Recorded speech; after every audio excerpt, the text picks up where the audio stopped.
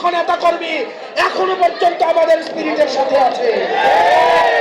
প্রিয় চট্টগ্রামবাসী, আপনারা প্রত্যেকেই প্রত্যেকটা রাজনৈতিক নেতা কর্মী প্রত্যেকটা মানুষের কাছে যাবেন, তাদেরকে সংগঠিত করবেন, তাদেরকে আমার পুনর্গঠন করতে হবে। এই পুনর্গঠনের মধ্য দিয়ে আমাদের যে অনাকাঙ্ক্ষিত বাংলাদেশ কাছ থেকে যে স্বপ্ন থেকে আমাদেরকে পিছিয়ে নেওয়া হচ্ছে, সেই বাংলাদেশ অবশ্যই আমরা অর্জন করবো ইনশাআল্লাহ।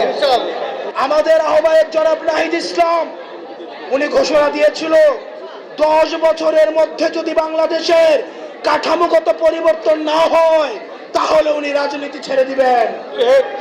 আমরা বিশ্বাস করতে চাই, আমরা প্রত্যেকটা মানুষ আমরা আমাদের নিজেদের সাংগঠনিক দায়িত্ব যথাযথ পালনের মধ্য দিয়ে আমাদের আহ্বায়ক জনাব নাহিদ ইসলামের হাতকে শক্তিশালী করার মধ্য দিয়ে আমরা আমাদের আহ্বায়কের সেই স্বপ্নের কাঙ্ক্ষিত সংস্কারের যে বাংলাদেশ, সেই বাংলাদেশ অবশ্যই আমরা গঠন করবো ইনশাআল্লাহ।